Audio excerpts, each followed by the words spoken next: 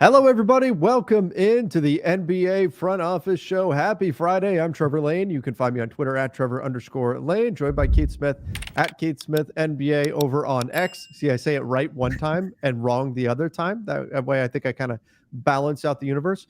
But thank you guys for coming in and joining us. Quick reminder before we dive into all of our topics for today, make sure that you do subscribe to the channel here on YouTube. Hit that like button as well for me. We want to get this out to as many people as we can. So hit that like button. And then over on the podcast side, Apple Podcast, Spotify, wherever you listen to podcasts, make sure you follow us there as well. Keith, we got a fun show today. We've got Luca Rosano who's going to come in later and talk with us about the Raptors. We'll talk Mavs as well. And we've got a few kind of juicy news stories to get into. Yeah, I'm excited. It's the league doesn't sleep now, apparently. Like it used to be, right? We would joke, we would say NB August, and it's like, whatever's gonna happen now. And now we're like, news is still coming in every day. And I know some people get a little crazy with some of it, but yeah, it's at the expense of being as weird as this sounds from the guy here on the East Coast and in Florida, I know California actually has a real hurricane potentially headed their way, which is kind of bonkers. It's not a common occurrence out on that coast, but we also have a hurricane update on the other side of the country as well, right? That's right. That's right. The other side of the country, and but this hurricane could be heading to California as well. Could be. But let's check on the latest. By this evening, it is in southwestern Georgia. Daryl Morey is a liar, and I will never be a part of an organization that he's a part of again. Thank you, James Harden, Hurricane Harden, an update.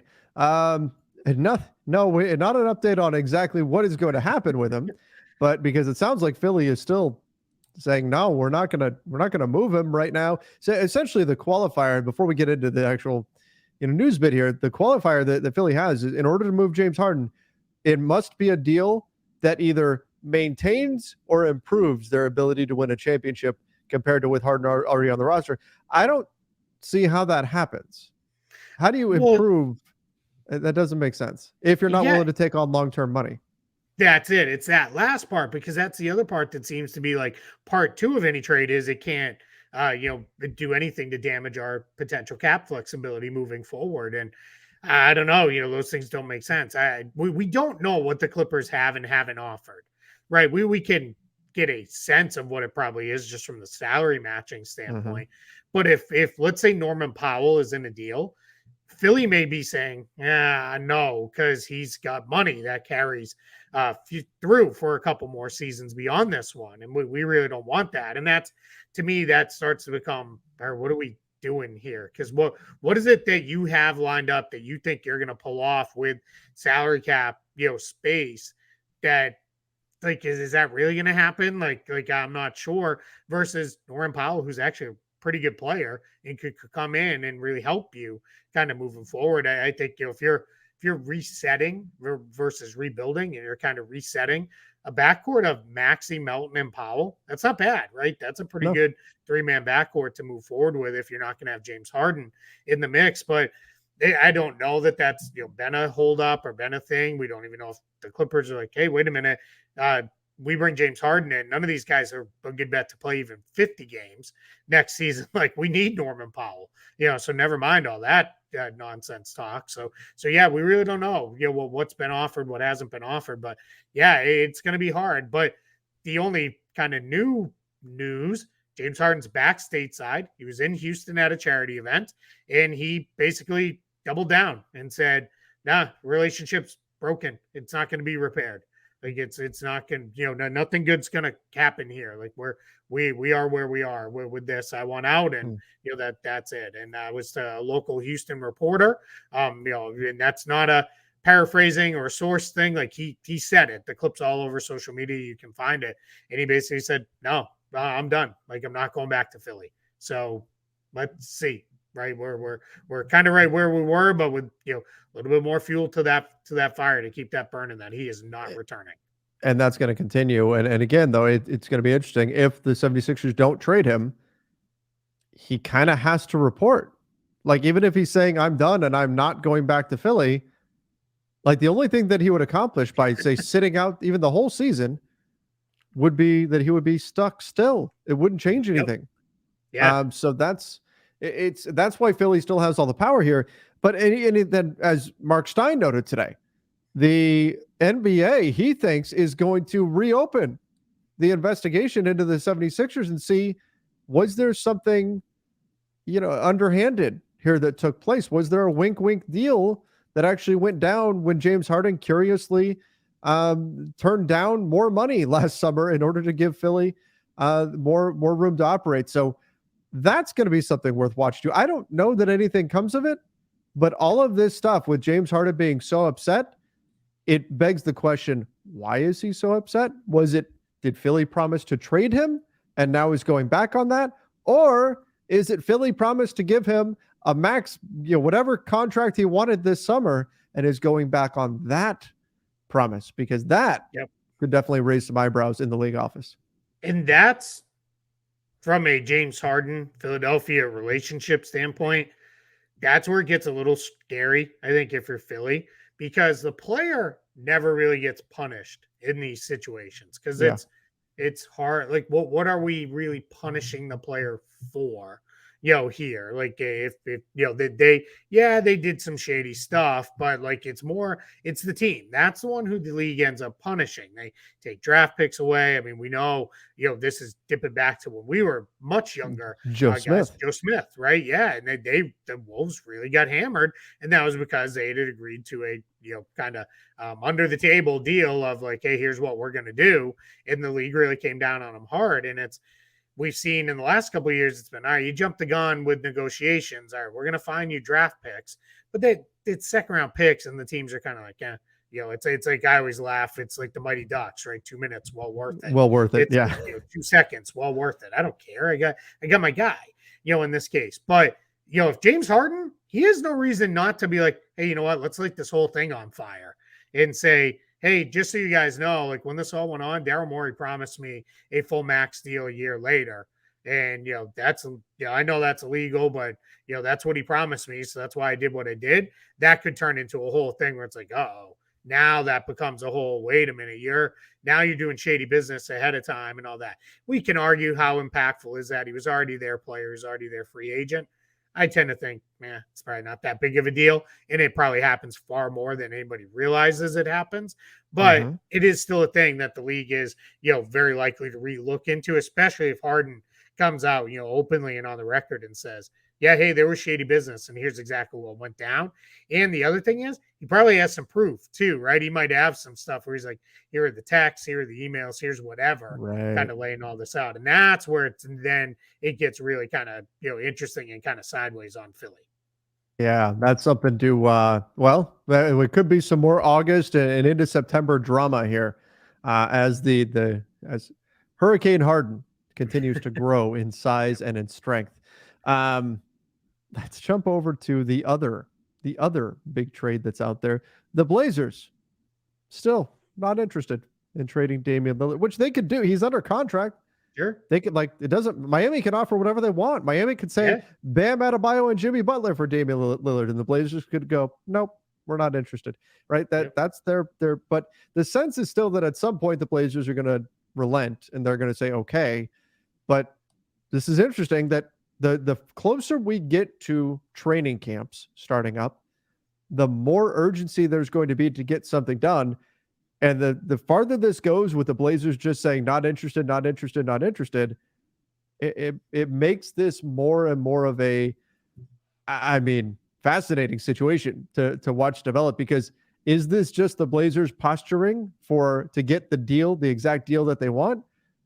Or could they just be saying, you know what? Forget it. We're not doing it. We're just not going to move him. Or does a third team jump in and get him themselves? Do they jump in and help this deal move along? Does that that's happen? the other piece that's flying around a little bit right now about the Harden situation, that he may be open to other non-Clippers teams. Sure. Yeah, and it's funny because I've seen some people like, why doesn't Portland trade for Harden? It's like, I don't think that's going to get Damian Lillard jumping for joy and like, hey, I want to stay forever now. So that's been a little weird. But yeah, maybe this somehow a bunch of stuff gets folded together. I think too, there's been two points, and one was made by Sean Hyken, who covers the Trailblazers for the Rose Garden Report. Does independent work covering the Trailblazers. He's worked a lot of other places, but he does great work covering this team on the ground in Portland. And one of the things he brought up when somebody said is, yeah, but is Portland really going to bring Dame back? Like, they're going to be bad. And his point was, they can be bad with Damian Lillard or be bad without him. Like, it doesn't really matter. Like, if he's back, they're probably not going to be very good anyway. And if he's gone, they're definitely not going to be very good. So they're not really worried about that part of it. The other thing I will say is, and I said this when we initially started talking about when one is like, yeah, Dame's finally ready to be traded. I said it's important Portland gets this right, because Joe Cronin can only trade Damian Lillard one time. So this is a one-time chance to get the kind of, haul he's looking for, so that when he is moving this team forward, it's Scoot Henderson, Shaden Sharp, Anthony Simons, if you consider him part of the young core, but Chris Murray, and then whatever we get. Like, this is our group now moving forward for the next 3-4 years. This is what we're building around. He has one chance to do that, right? This is not you don't get a redo where it's like, oh man, that trade didn't work out, let's do it again. So that's why it is important, because I've seen a lot of like, Portland just needs to trade him. What do they care? He doesn't want to be there. Well, yeah, but they got to get it right. Like, this is your, I maintain, I know a lot of people don't like it. They think it's, Clyde Drexler and other people, but I think Damian Lillard, because of longevity and everything else, is the best player in franchise history. Agreed. And I think, trading him, that's obviously a complicated thing and it's hard, but again, you got to get it right. So that's why it's a one-time deal. Yeah. You get one shot, one opportunity to seize everything you ever wanted. Will you capture it? Or just let it slip? Spaghetti. But I still believe that what the Blazers are, the message they're putting out right now, but that no, we're not interested, that this is still posturing. This is still Miami. You'd better give us what you want. And if you don't have what we want, you better go get it, because we're not taking an offer that is below what it is that we're asking for. But again, we talk about urgency and how that there's a reason why a lot of moves get done at the trade deadline, because deadlines create urgency. I know the start of the season is going to be seen as not really a deadline, but it's going to be seen as a major moment where both the Blazers maybe to a degree, but the Heat for sure are going to look at that as, hey, we want to get this started before we get into training camp, get him here, hit the ground running, not add him 2-3 months into the season. Let's try and get this done now. So I just think the momentum to get something done is going to pick up, but I think the Blazers are probably playing this right. Even as, as frustrating as it can be from a fan perspective, just do something already, right? That's kind of what the refrain that I see so much on social media. But I mean, they hold the power. The Blazers have the player, and unless they see the offer that they want, they don't have to trade him. And if they want to put out there that they don't want to trade him at all, or if they decide, hey, we don't care what he says, we're not trading him, period, they can do that too. It's their decision here. They hold all the power in the situation. So we'll see where this ultimately lands. I still think he ends up in Miami before the season starts, but the Blazers are not going to make it easy on Miami to do it. I agree. I think that's where he ends up. I'm with you on that, 100%. I do have to wonder, do you think, Pat Riley and staff are kind of looking at each other, and Pat Riley is they looking at Joe Cronin and saying, man, check. This kid's got alligator blood. I don't know if you know the reference or not. I don't. It's from Rounders. It's he just keeps kind of checking while they're playing poker. But it's it's one of an all-time favorite movie of mine. But he is I wonder if Pat Riley's just like, all right, what are we doing? Like, he just keeps kind of curbing us at every turn here. It's like nope. Like, well, where are we going? But I do think this will get done, because like you said, deadline spur action. We get closer to training camp. It's awkward for everybody involved. But Portland, so far, they're holding tight. And to be clear, this latest report came from Miami. This did not come out of Portland. This is not a Portland-based reporter being used to, put the pressure on or anything like that. This did come out of Miami. Well, and that makes some sense. Like, if it comes out of Miami, it's Miami complaining, essentially. Sure. The Blazers, they're not being easy to negotiate with. They're not, all that kind of stuff. So that can be, that it makes sense that this would be a Miami-based report, but still, it also doesn't mean it's not true or anything like that. Yeah, absolutely. Yep. Yeah. Okay. Last thing we've got before we jump over to our Raptors, our wrap up, I guess. TyTy Washington has been waived by the Thunder. Keith, we knew this was coming. Not necessarily with TyTy Washington, but the Thunder, they have too many players on their roster. They've got to start trimming this down. And TyTy Washington apparently now a casualty here and will hit the free agent market. Yeah, the Thunder are now +4 going into this afternoon. Before TyTy Washington was waived, they were +5 in standard contracts. They had 20 guys on standard deals, then just one player on a two-way. You could carry 21 players in the offseason, but this is designed around, all right, we're getting back into regular season roster compliance. Now, from a cap perspective, not massive. This is only the Raptors. See, now I'm doing it too. The Thunder are eating only about $2.3 million right now. And we'll see, I tweeted this. Teams should be more aggressive about claiming players off waivers, in my opinion, especially young guys who are under contract for a while. So maybe somebody jumps in and says, hey, we'll bring TyTy Washington in and go. But for now, we'll see if that becomes a whole thing of now we're gonna let this one roll because we're not in a spot where we want to bring this guy in and kind of go from there. So that's we'll see where this one goes. But yeah, the Thunder, I mean, 4 more guys gotta go. And a lot of times you get down to this point, it's like, all right, that's an easy waiver, yeah, and you're moving on. None of these are easy cuts because it's either guaranteed money or they're players, quite frankly, that Oklahoma City likes and would rather keep. But first domino to fall, TyTy Washington goes away from the Thunder. The perils of having too many draft picks. Yeah, what can happen? What can happen? I mean, we kind of saw it earlier, right, with the Rockets this offseason. They traded, oddly enough, TyTy Washington and Usman Garuba. We're now sitting on the Thunder, or Garuba still is at least, because the Rockets were in a similar type position of, we don't really have enough roster spots because we're signing a bunch of guys. We have all these guys, and they drafted 7 players in the first round over 3 years, and it's just too many, right?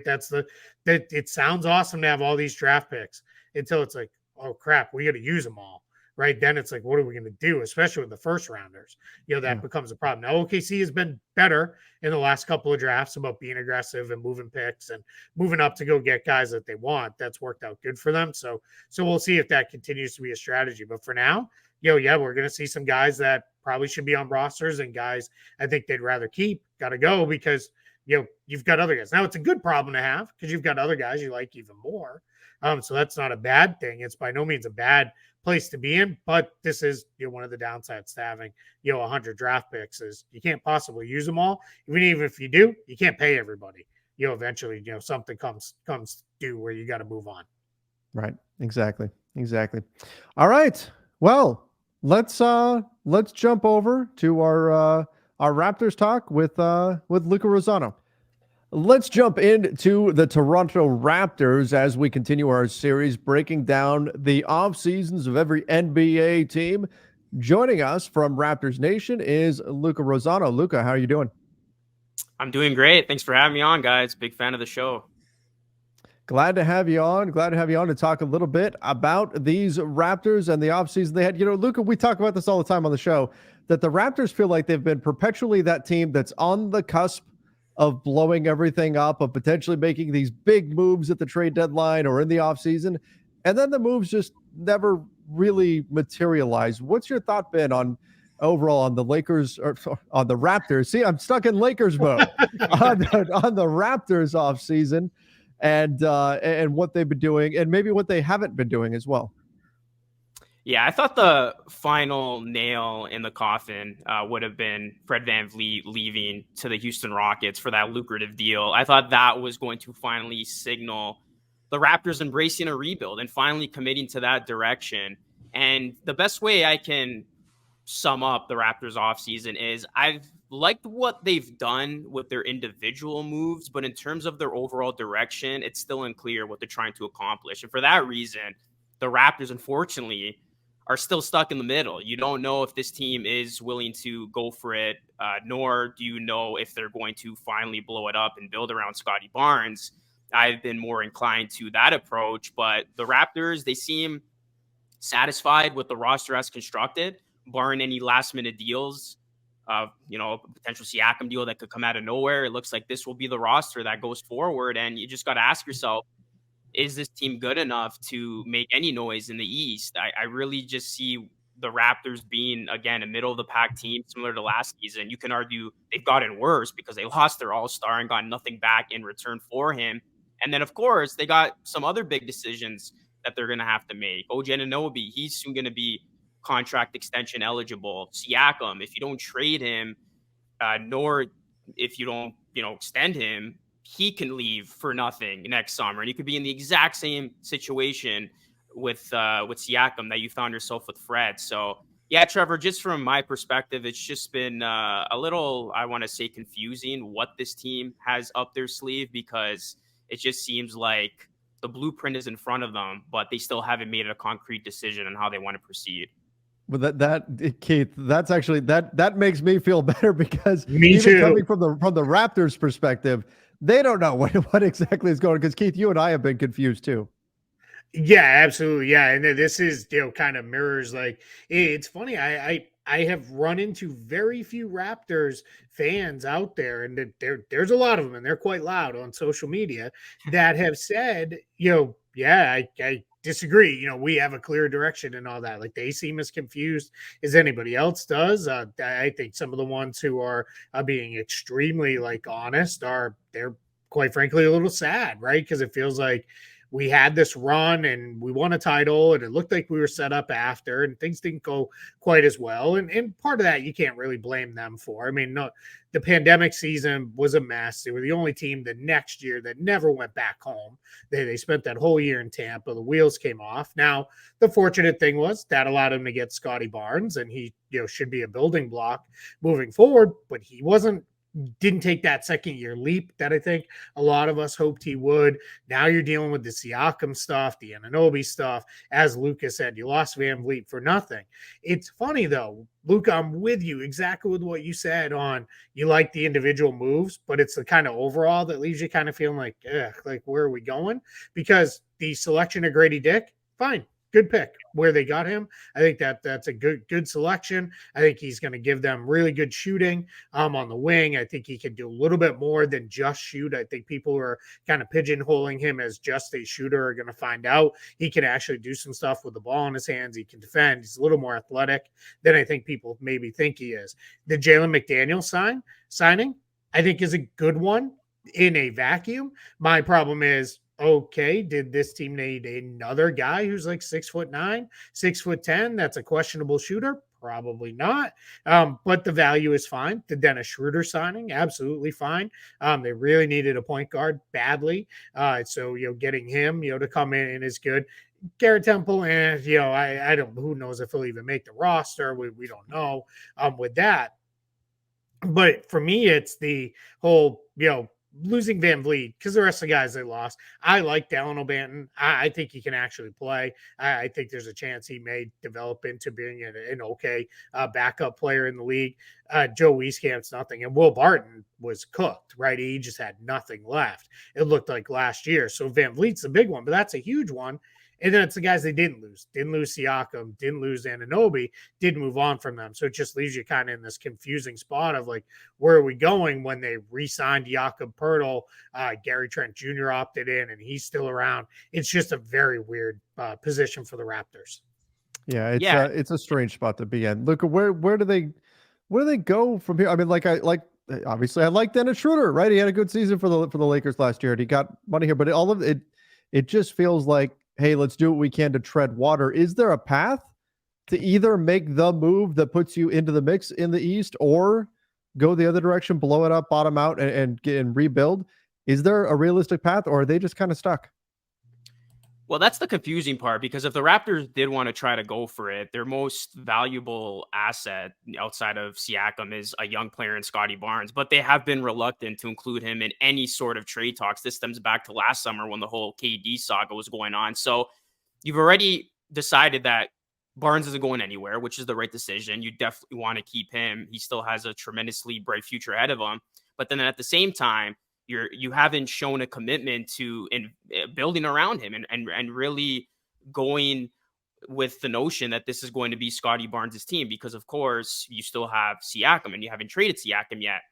Of course, the Raptors, we learned not too long ago, they did shut down that deal from Atlanta. And I wasn't a big fan of that package because I always said if the Raptors are going to trade Siakam, you want to get a guard prospect back. And, Atlanta didn't include Kobe Buffkin in that deal, but we'll see what other deals come up. But like the tricky part of this whole thing is Siakam came out and said that he wants to be in Toronto. So is the team really going to give the Raptors what they want for essentially an expiring deal? Because if Siakam doesn't verbally commit to signing to that team, then why is that team going to go all in and trade Siakam? So that's why the Raptors are kind of stuck here, because they haven't necessarily shown interest yet to extend Siakam. Siakam's obviously going to hold out so he could potentially make the All-NBA team, so then he can earn the Supermax this summer.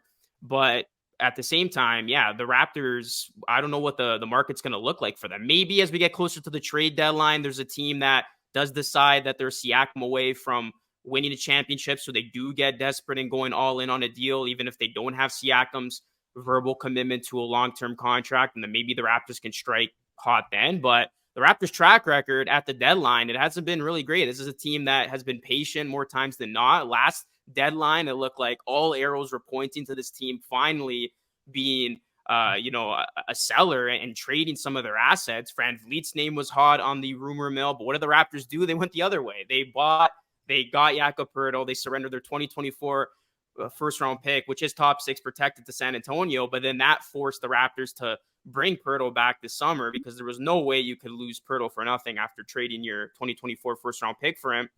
So this just stems back to a lot of questionable decisions, not having a clear direction from the start. And to answer your question, Trevor, where do they go from here? I think the Raptors at this point, I don't see them making a big move. They're going to run things as is, hope for the best. If they overachieve, I can just see them running this thing through. But if things hit the fan once again, and let's just say this team finds himself in a similar position they were last season, as we approach the trade deadline, I think at that point it's a no-brainer that you got to do whatever it takes to try to get some package for Siakam at that time, or else, you're going to run the risk of potentially losing him for nothing in that 2024 summer. I know he said he wants to be here, but money talks. And look at Fred. Nobody expected Fred to get that type of money from Houston. The Raptors thought Fred was going to be back, and now he's a member of the Rockets. Yeah, my issue with the Siakam part of this is, if he wants to be there, why is he not just signing an extension, right? Like, and I get it. I think he wants to experience free agency for the first time, because he hasn't yet, right? He came in on his rookie deal, extended his rookie scale deal, and now he's, coming into this part of his career. So I think that's probably a part of it. And I don't begrudge that at all. But if you're like making it, excuse me, I want to be in Toronto, just extend, right? Then just do the extension. So I kind of get it. OG Anunoby, I can kind of understand why maybe he doesn't want to extend. His contract is so low, it may not be enough for him to extend. I think people have gone a little too far with OG Anunoby in the past, calling him I've seen some people say, well, he could get a near max guy. Well, if that's going to happen, he's going to have to score 20 plus points per game this year and keep up all NBA level defense, and that's probably not going to happen. Both of those things. So I think 25 million a year, that's probably in range. And maybe that is enough for him to extend. And, but I can understand why he may not want to. But then after that, it becomes, all right, where are we going? Because then it's our only guys of real note that are kind of locked up long term are Scottie Barnes on his rookie deal, Grady Dick on his rookie deal, and Jakob Poeltl, who's re-signed. Everybody else, it's a year or two left for them. So that's kind of, in a weird spot to be with this team. And, by all accounts, it sounds like, Masai Ujiri, like he has always done when he ran Denver, now running the Raptors, has been very tough in his negotiations. He tells teams, hey, if we're going to make a deal, I need, X, Y, and Z. And then the team finally kind of caves and comes back and he's like, actually, I also need A, B, and C too. And then that's when teams get frustrated.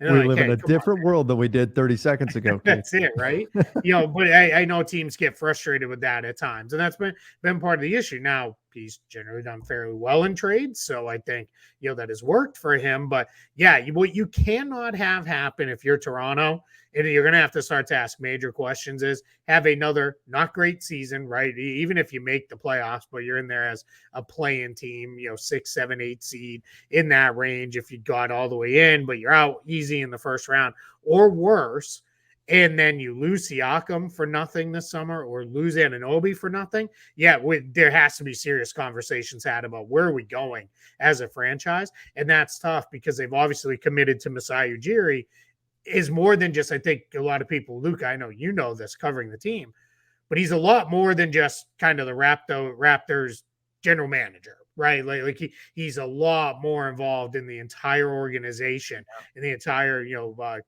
company than I think, a lot of people realize. And Bobby Webster does a lot of the day-to-day running of the Raptors basketball ops. So I think we're just in a spot where, things are just a little messy and a little confusing right now. And that's left the Raptors kind of in the middle, which is where you really don't want to be.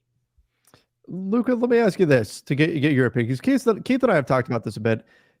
Has the current state of the Raptors, does that take some of the luster off of Masai Ujiri, who is largely seen as one of, if not the best GMs, whatever you want to call the position? I know they different names for the position, but the chief decision maker. Has this taken some of the shine off of Ujiri, the current situation that the Raptors are in, or is he still, just as much of an incredible executive as ever?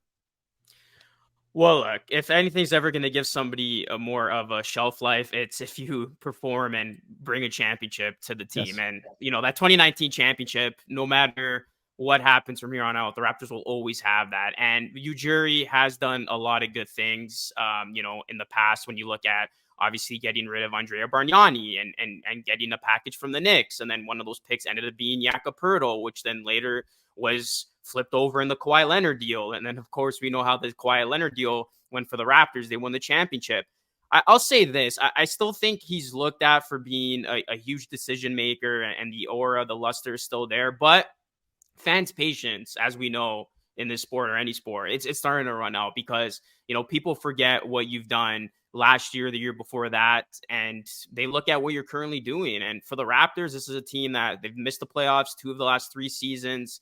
This is a team that continuously neglects decisions that need to be made in terms of like setting up the big picture of things. And, this is going to be a very telling season. I agree with Keith. Like if the Raptors go into the season after another underwhelming offseason in terms of like, you not picking a direction and you losing Van Vliet, and then let's just say you have a subpar season, and then you go into next summer with Siakam as an unrestricted free agent with an opportunity that, he leaves for nothing as well. Like, then that's when I think, okay, it doesn't matter what he's done in the past. Like, yeah, Ujiri's definitely going to be under hot water then. And I think the last couple of years have really, put the pressure on, again, for just some of the moves and decisions that you thought were there to be had. But it just seems like the Raptors, for whatever reason, they just remain patient.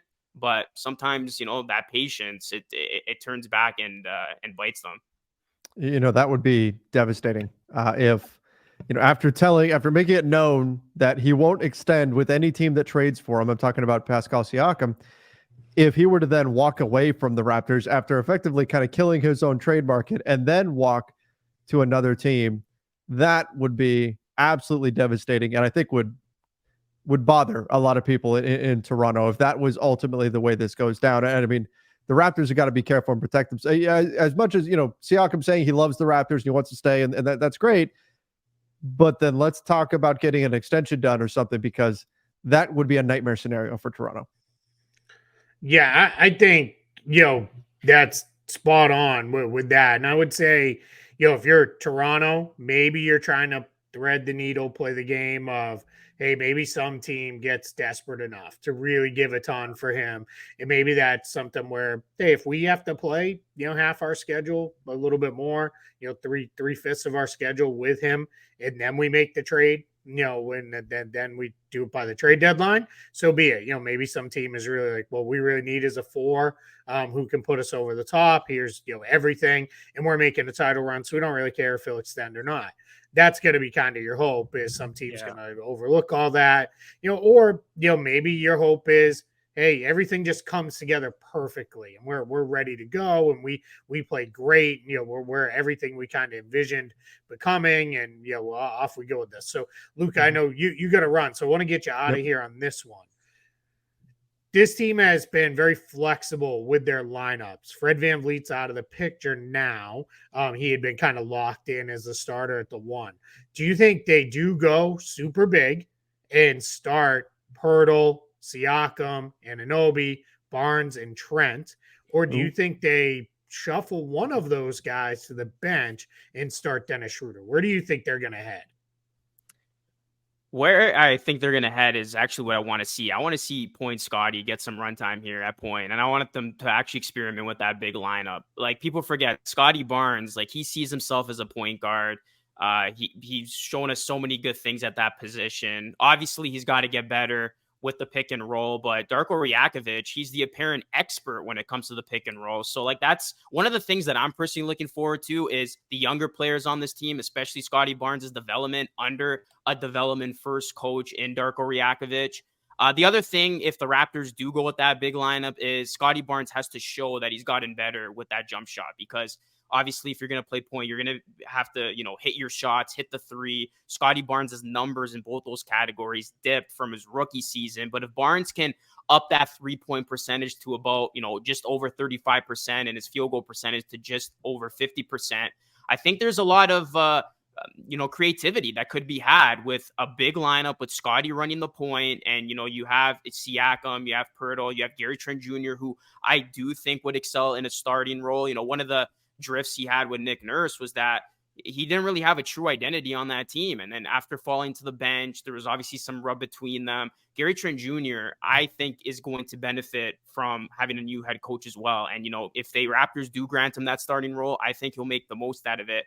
And if Scotty Barnes does get that starting role, here's the thing. The Raptors are finally going to have a legitimate backup point guard for the first time in a while. They're going to have Dennis Schroeder come off the bench. And we've seen Schroeder, like, he's like, Trevor, you're familiar with him. Like, he can come into a game and make an impact. So I really like the idea of trying it out. And Scotty Barnes has shown that he can run the point effectively in bunches, in flashes. So, you know what? At this point, why not?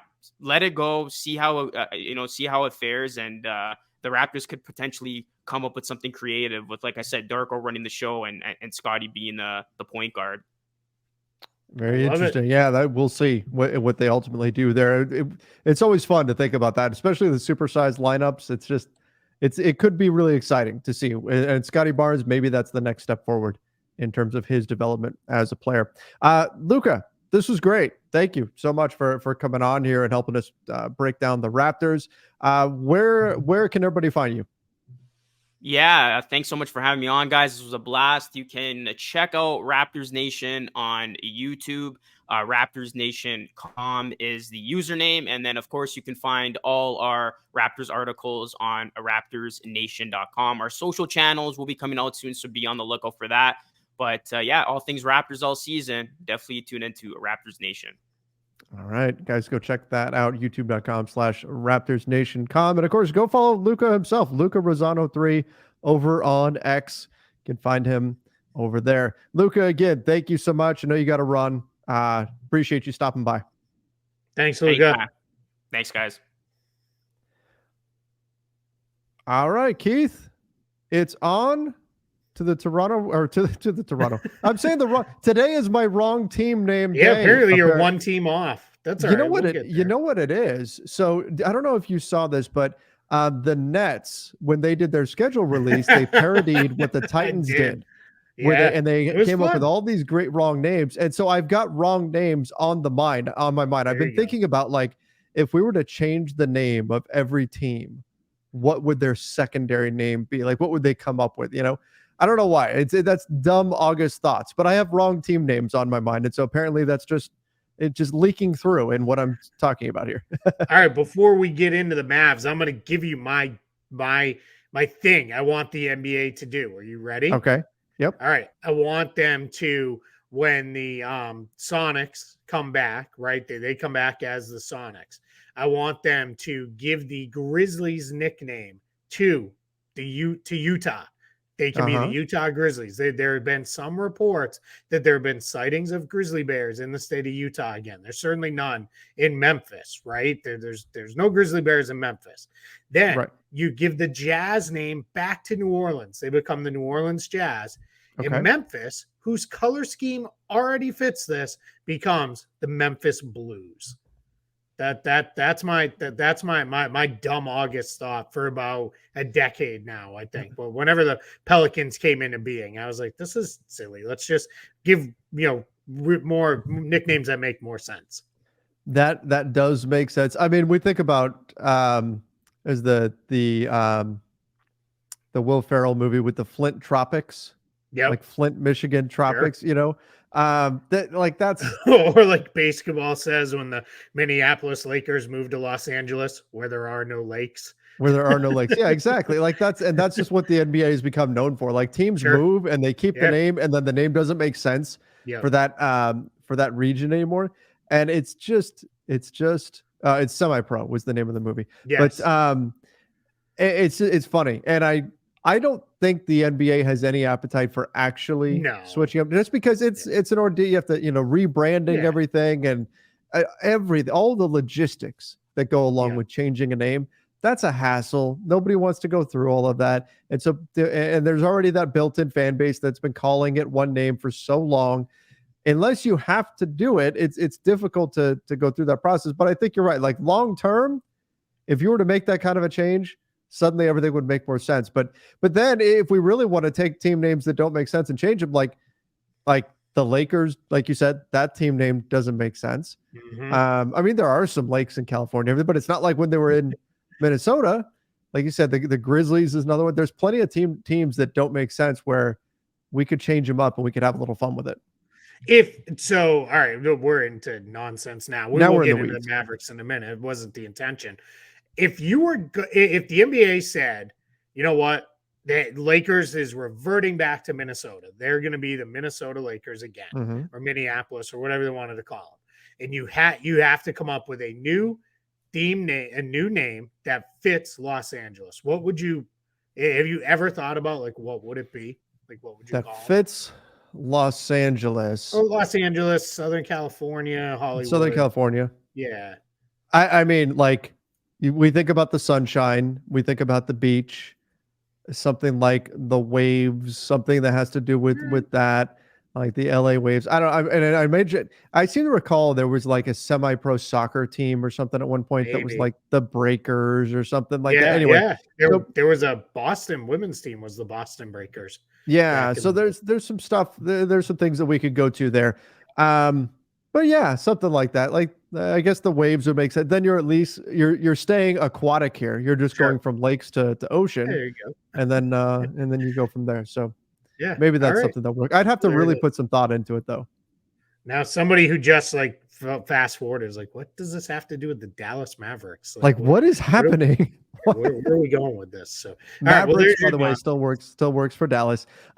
Keith, I'm kind of excited to talk about the Mavs here because me too. I looked at what they did this summer, and especially I look at what they did draft night, and I thought they had a really strong night. I still don't know if they've actually made the appropriate changes here that they need to in order to contend. They haven't added the piece that we need to see just yet. We'll see if that winds up being Kyrie or not. But I did like a lot of what they did, especially on draft night with moving back and still getting their guy. Yeah, if we just start there, moving back, getting Derek Lively, getting Rashawn Holmes ultimately as the result of all that shuffling around, and also picking up Olivier Maxence Prosper, that's huge for them. They did this team if you're going to be successful with Luca, you need to add two things around him, that's shooting and defense. Ideally, you'd get some of those two things from, individual players. Like one guy would give you 3 and D type capabilities. But if you're not going to get that, then you need to add guys who excel individually. And I think Derek Lively, give him, a year to really get used to the NBA. I think he's going to be a top tier defensive center. I think he has all the skills that show he can really do that. I think he'll be good offensively. Really, let's face it. What do you got to do if you're Derek Lively? Run the floor really hard for lobs and set screens, and then be big around the rim. And Luca will find you. Right, you'll have a 10-year career just doing that. Max Sense I'm gonna do that all year. I want to call him Max Sense Prosper because it feels like that's where the hyphen should be. Right. But Olivier Max Sense Prosper, or OMP, as many have started abbreviating. That's much easier. Yeah, right. I think he's going to be their potential down the line. That's like the Dorian Finney-Smith replacement down the line. I think that's what they hope he develops into, is kind of that, shooting and defensive-minded big forward who can, play both forward spots, switch out and kind of hold his own, and even switch on to some bigs and hold his own. And Richaun Holmes, getting him in that same transaction. Let's see. Richaun Holmes is somebody we all liked a couple years ago and thought was pretty good. And then he's kind of fallen off the last couple years with the Kings. It didn't really have much of a role in last year's Kings team, but there's still a lot of talent there. It sounds like everything in his personal life is now squared away. It sounds like, unfortunately, he went through a lot of things he shouldn't have had to go through. Seems like he was put in a difficult position, with some stuff. And now, here we are. So hopefully he's ready to go too. And that's just that transaction, because they did other stuff too, but just that transaction, I really like it for the Mavs. Yeah, I did too. I thought that made a lot of sense for them. And then, look, anytime you can add shooting around Luca, getting Seth Curry, that's obviously going to help. Dante Exo, I'm really curious to see how he does coming back in and what he can do with this team. But Exo's kind of this year's version of Frank Ntilikina, right? Where it was, they got Ntilikina back in, kind of, played him into at least a, semi-playable backup guard. Maybe Exum can get there. I know some people are, higher on him than that. They think he can be more than that. And then adding Grant Williams was a really, I think, solid addition. I'm a big Grant Williams fan. I think, anytime you have a guy who can credibly defend the 4 and the 5, can switch on to, just about any 3, and really, knocks it down. He can really, really shoot the ball. I mean, he is a very good shooter. He's a smart player. He can pass.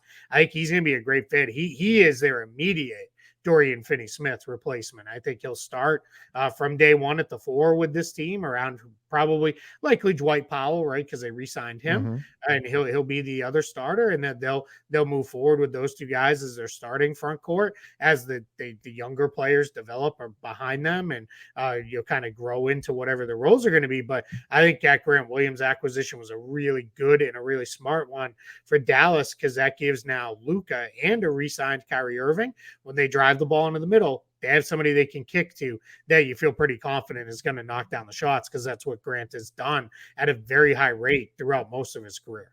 Yeah. So that's a nice addition for them. Again, I don't know if that's the piece that puts them over the top. Probably not, but I think I think this team is improved, even with Christian Wood being on the way out. It clearly something wasn't working with Christian Wood and the Mavs, and the coaching staff there just was not clicking, even though he put up pretty decent numbers, but he will be on his way out. I know Mavs fans are still holding out hope that there's a sign and trade with him. I just don't see it. Yeah, it just doesn't make a lot of sense, right? Like we're just in a spot where it's probably not going to be a thing that's going to happen. I don't think there's anything that necessarily makes sense there, in a sign and trade. I think we've talked about it quite a bit when we talked Christian Wood specifically. That's probably a minimum signing somewhere, and they kind of go from there with that. One thing I will say with this one is, let's get into Kyrie for a minute, right? Yeah. So Kyrie did not get the max in terms of salary or in terms of years. Signed a 3-year, $120 million deal. $37 million this year, $40 million next year, $43 million the year after that. Final year is a player option. So Dallas I think the Mavs did a really nice job of kind of splitting the difference on this. You were never getting him on any kind of crazy deal, whereas like $20 million or less. or he would have just left. And not giving him a full net max, I think, is smart on the Mavs part, just kind of considering where things have gone with Kyrie over the last, let's say his last 3 stops and the last couple of years, both on and off the court. On the court, can't stay healthy. Off the court, we know he's had some of those issues. So I think Dallas did a good job here of, kind of protecting themselves and putting themselves in a place where if we need to get out of this, 40 million or so next season, we can just trade him and move on and be done. Yeah, exactly. So that, I think that was a nice bit of work there by them.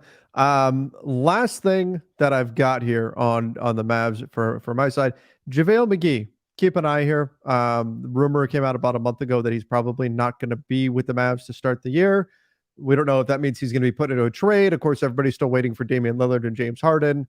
Who knows? Or if they're just going to waive him. But they just signed him last summer. But again, report about a month ago was that his time in Dallas is done. So something to keep an eye out for. JaVale McGee and Tim Hardaway Jr. combined $23.6 million in tradable salary. Just saying, and only $22 million next year because both of them are on fairly reasonable contracts. So something to keep an eye on for sure with those guys where, there could definitely be something coming. And then the last thing I'll add for this team, kind of unfinished business in the offseason, Josh Green, potential contract extension for him. We'll see. He's getting ready to play in the Olympics with Australia, and we'll see what that looks like and where that comes. But my guess is he would definitely like to get something done and get a extension inked so that he can move forward, knowing he's under contract with Dallas for the foreseeable future. But I think this team will be better than they were a year ago, but that's because they were so disappointing a year ago. I think just, better health from some of their key guys. I know some people are like, I don't know, the Irving Doncic thing was weird last year. It was such a small sample size, so who really knows if it, is it going to be good? Is it going to be bad? If it's bad, all right, then, we should have known. But I think this team's going to end up being pretty good. Yeah, agreed. I think they will. And it'll be one of, it seems like every team in the West that has a real shot, with the exception of maybe a few, a real shot of being a playoff team. I think they'll be right there. Of course, they infamously tanked at the end of last season. I don't expect that to happen 2 seasons in a row. I would expect that Luca, Kyrie, and company will be in the postseason. Keith, I think that about wraps things up for today's double Luca episode. That's right. We had a double Luca. We had Luca Rosano. And then Luka Doncic from the Mavs. So we got to talk about both. But good way to finish up the week. Good way to finish up the weekend to talk about 2 teams that we really enjoy, the Raptors and the Mavs. Some interesting stuff to get into there. So good way to finish things off. Everybody have a wonderful weekend. And thank you guys for joining the show. Make sure you do subscribe to the NBA Front Office YouTube channel. Follow us over on Apple Podcasts, Spotify, wherever it is you listen to podcasts as well. Till next time, everybody. See ya and stay safe.